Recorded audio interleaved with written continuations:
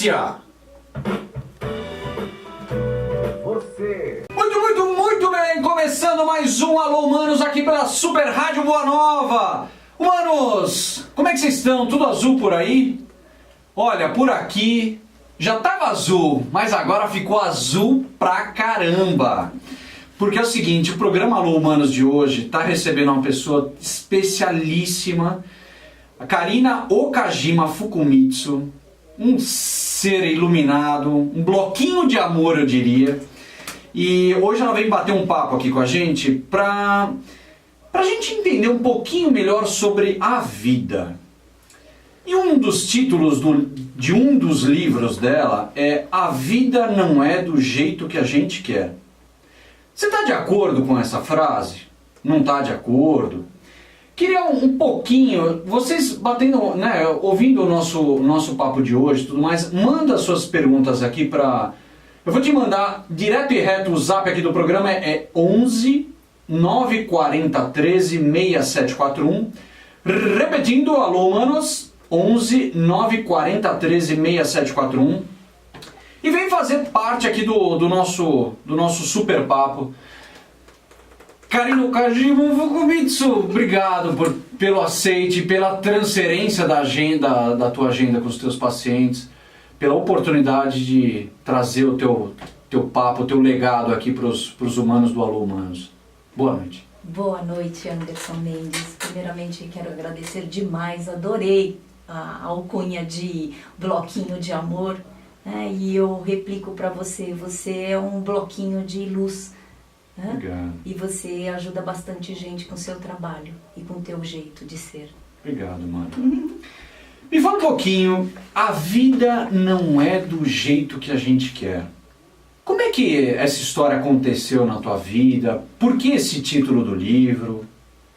Esse livro, ele surgiu no maior tsunami existencial que eu tive. Eu fui acometida por uma inflamação cerebral, que o nome é ADEM, é A.D.E.M. Isso quer dizer uma desmielinização dos neurônios aguda.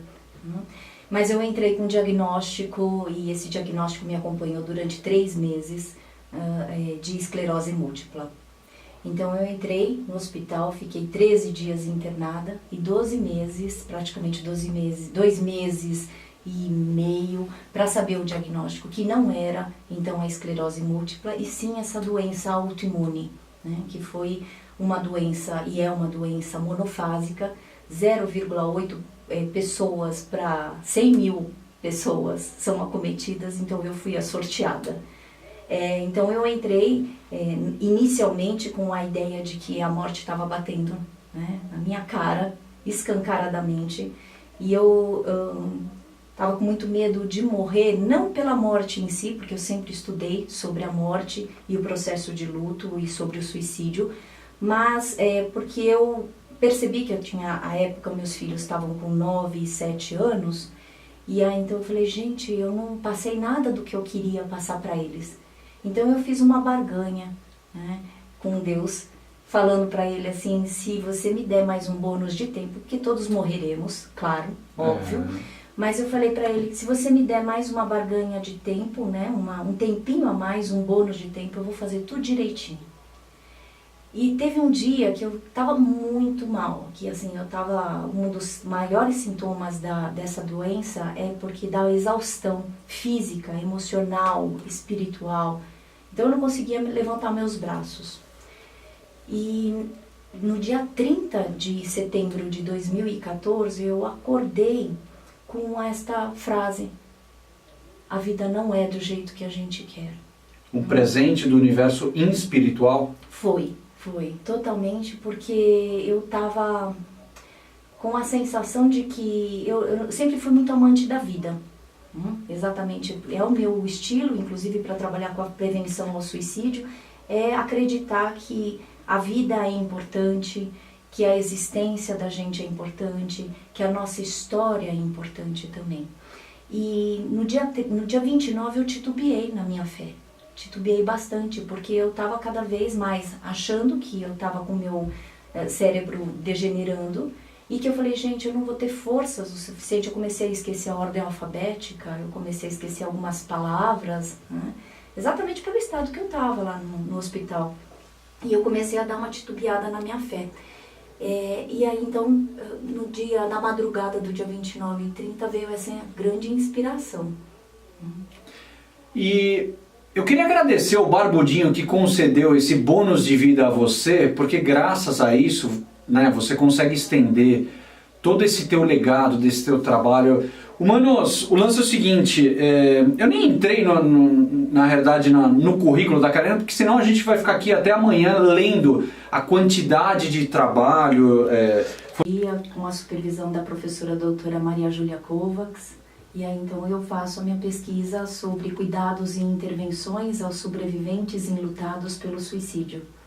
E não é à toa que a Karina veio hoje aqui, porque a gente está ainda no Setembro Amarelo, né? O Alô Humanos dedicou a agenda inteira de setembro para receber pessoas extremamente relevantes dentro desse universo, e é óbvio que você não podia ficar fora daqui. Mas eu acho curioso porque uma pessoa extremamente... trabalhava demais, né? Lendo o seu livro, você vê uma agenda completamente tumultuada, diversos compromissos, muito trabalho para fazer, uma vida inteira pela frente, e aí vem uma doença incapacitante, né?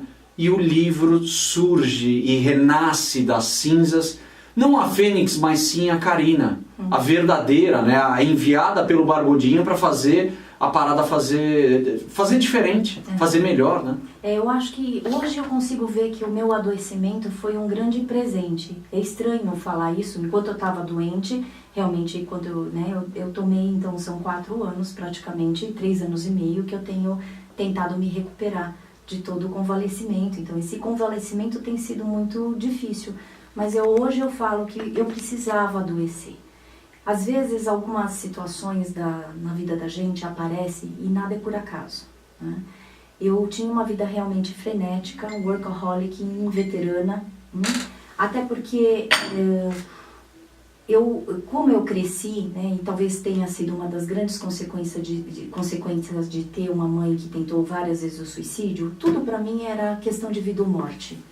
Então tudo, ou eu trabalhava demais, ou eu não tinha lazer, porque a minha mãe, também adoecida do jeito que era, ela não me deixava assistir televisão, ela não me deixava descansar. Então todas as vezes que eu estava fazendo qualquer coisa desse tipo, assistir televisão, descansar, ela falava, vai trabalhar, vai estudar, vagabunda.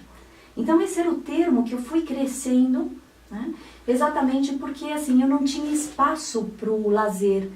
A minha função desde pequena, com as tentativas de suicídio dela, né, sempre foi salvá-la, levá-la para os prontos-socorros, né? Meus pais se separaram também quando nós tínhamos 8 anos, eu e minha irmã, que tem 2 anos de diferença.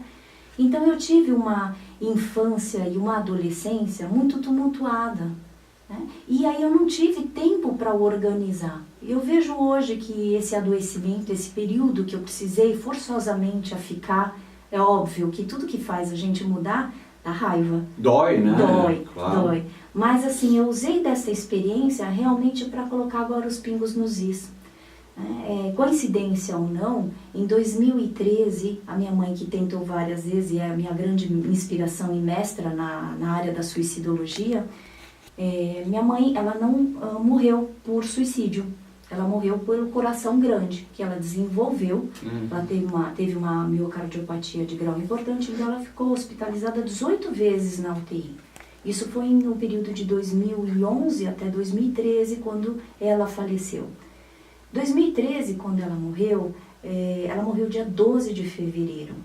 E no dia 7 de maio, eu precisava defender a minha tese de doutorado. Então, os meus estudos sempre foram muito viscerais, né? Então, eu precisei elaborar tudo o que aconteceu em relação à história que eu tive com a minha mãe. E quando ela morreu, que foi em 2013, no ano seguinte, então, eu adoeci. Então foi, acho que um período, inclusive, de eu começar, porque até então, até ela morrer, eu era uma cuidadora da minha mãe, né? Eu não conseguia viver a minha vida porque eu sempre estava, né? Aliás, então eu escolhi fazer psicologia para trabalhar com a prevenção ao suicídio. né? Que legal. Então assim, toda a minha vida, pessoal e profissional, foi norteada para continuar cuidando da minha mãe. Quando ela morreu, né, não digo que isso foi bom para mim, mas que para mim foi um momento que eu consegui, inclusive, ter condições de cuidar de mim. No adoecimento, então, eu fiz toda a revisão, tanto é que esse livro, A Vida Não É Do Jeito Que A Gente Quer, é uma autobiografia. Então eu juntei a minha autobiografia, a minha história que eu queria deixar para os meus filhos, né? Porque o meu grande medo era, puxa vida, meus filhos, como psicóloga, meus filhos vão saber de mim pelos outros. E eu não quero, porque normalmente se escreve a autobiografia postumamente, né? E não é você o autor que escreve a própria. E eu falei, eu vou fazer diferente. Eu sempre fui muito ousada, né? Eu sempre fui uma japonesa, até porque eu sempre tive horror das pessoas falarem japonês é tudo igual, né? E eu falo pro meu marido que ele é o único que não pode falar isso. Então, eu falei assim, eu que sempre procurei ser diferente, sempre tive uma convicção dos meus valores, construí all by myself, meus valores, meus ideais, né? Então, assim, foi muito nos erros, né? E foi muito nos acertos também, mas muito, assim, acertos e erros nas tentativas que eu fui tendo para construir quem eu sou hoje, Claro. né?